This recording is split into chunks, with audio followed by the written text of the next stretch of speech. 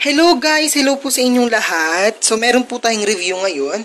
Una po itong ating CPU na binili sa shop na to. Una po sa lahat, aaminin ko po na maganda yung interface niya tsaka mabilis siya. Kaso meron po tayong napansin na konting mali po.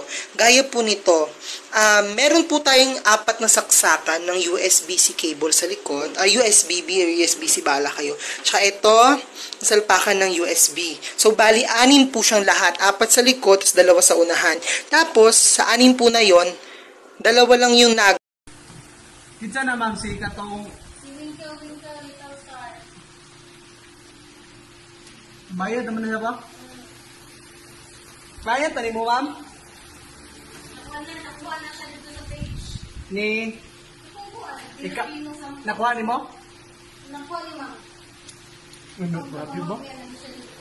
Nabi ako nakuha dito, isa. Wala, kanta daw dyan, desisyon pa niya.